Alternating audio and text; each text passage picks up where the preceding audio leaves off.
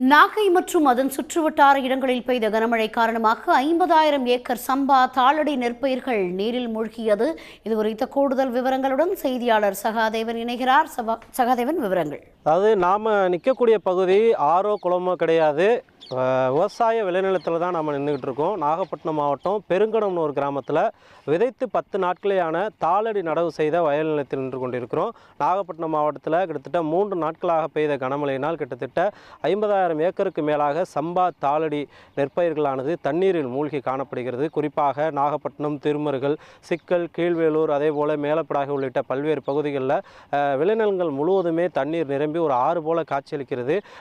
இருக்கக்கூடிய பயிர்கள் முழுவதுமாக தண்ணீரில் மூழ்கி அழுகி இருக்கக்கூடிய ஒரு நிலையையும் துர்நாற்றம் வீசக்கூடிய ஒரு நிலையையும் நாம் வந்து இங்கே இருக்கக்கூடிய நிலைமையை பார்க்க முடியுது. இங்கே இருக்கக்கூடிய விவசாயிகளிடமே பாதிப்பு குறித்து கேட்கலாம். இந்த விளைநிலத்தில் வந்து நீங்கள் எவ்வளோ விதைச்சிருக்கீங்க, எத்தனை நாளாக தண்ணியில் மூழ்கி இருக்கு, எந்த அளவுக்கு உங்களுக்கு பாதிப்பு ஏற்படுத்தியிருக்கு? சுமார் நான் ஒரு 15 ஏக்கர் விவசாயம் பண்ணிகிட்ருக்கேன். இந்த 15 ஏக்கர் விவசாயத்தில் வந்து குருவை அறுப்பறுத்துட்டு முதல்ல 2 சால் மறுபடியும் 2 சால் ஓட்டி 4 சால் உழவடிச்சு இந்த நாற்று பிபிடி நாற்று விட்டு நட்டுருக்கோம். நட்டது எத்தனை நாள்னாக்கா இதுக்கு வந்து 10 நாள் ஆச்சு. நாங்கள் நடவு நட்டு இன்றைக்கி 4-5 நாளாக முழுகிட்டு இருக்குது. முழுவி இது நம்ம பயிரெலாம் ரொம்ப வீணாக போய் அழுகி போட நிலையில் இருக்கிறது. எங்களுக்கு ஒரு ஏக்கருக்கு சுமார் 25,000 ரூபா செலவாகிட்டு இருக்குது. நாங்கள் எப்படி எந்த நிலைமையில் நாங்கள் இது காவந்து பண்ணுவோம், பசங்களில் மற்ற பேங்க் கடன் வாங்கி நகை வச்சு இதெல்லாம் எப்படியுமே பண்ண ரொம்ப கவலைக்கட்டகாம நிலையில் நாங்கள் இருக்கின்றோம். இங்கே நாங்கள் மட்டும் கிடையாது, எங்கள் விவசாயிகள் வேலைகள் பூராமே ஆளுங்கள் பூரா எல்லாமே பெரிய லெவலில் பாதிக்கப்பட்டிருக்கிறோம். சுமார் குறைஞ்சபட்சம் ஒரு 500 ஏக்கர், ஏதாவது பெருங்கடம்னூருங்கிற ஏரியாவில் ஒரு 500 ஏக்கர் இதை மாதிரி மூலிகை ரோட்டு ஓரத்தில் நாங்கள் நிற்கிற ரோட்டு வர பகுதியில் நிற்கிறோம். இதுக்கு அப்புறம் பண்ணாக்க இன்னும் கொஞ்சம் தூரத்தில் வந்து ஏகப்பட்ட பள்ளமான பகுதியெலாம் இருக்குது. இன்றைக்கி 3 நாளாக இன்று நைட்டு பெஞ்ச மழையில் இடுப்பளவு தண்ணி இருக்குது. நாங்கள் நிற்கிறது இப்போதைக்கு ரோட்டு ஓர பகுதியில் மெயினில் தான் நின்றுட்டுருக்கோம். அதனால் மற்றவங்களும் எல்லாமே என்ன பண்ணுறதுன்னு தெரியாமல் அவ்வளோ முடிச்சிருக்காங்க. முன்னாடி கூட ஏகப்பட்ட பேர் வந்து இது வரைக்கும் அதிகாரிகள் யாருமே எங்களை என்ன பார்க்கவே இல்லை. இன்றைக்கி கொட்டிச்சிருக்கும் மழையில் நேற்றுலேருந்து இன்னைய வரைக்கும் நான் மழை தீர்த்துட்டு இருக்குது.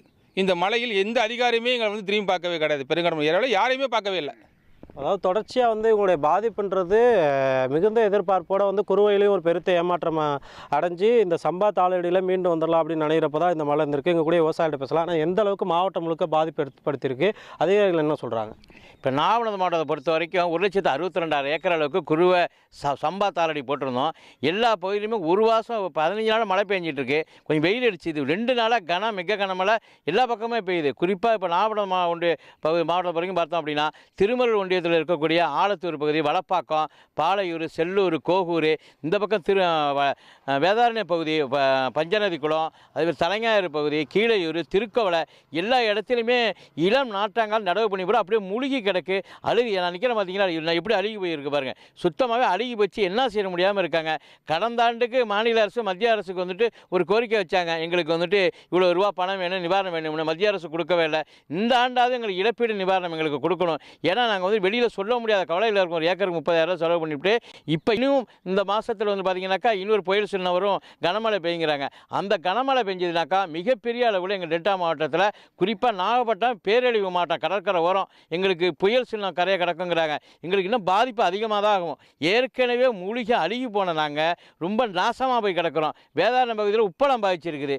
நாகப்பட்டினம் மாவட்டம் பேரழிவு மாவட்டம் ரொம்ப கஷ்டத்தில் இருக்கும். தமிழக அரசு ஆய்வு செய்து அதிகாரி நடவடிக்கை எடுக்க எங்களோட கோரிக்கை.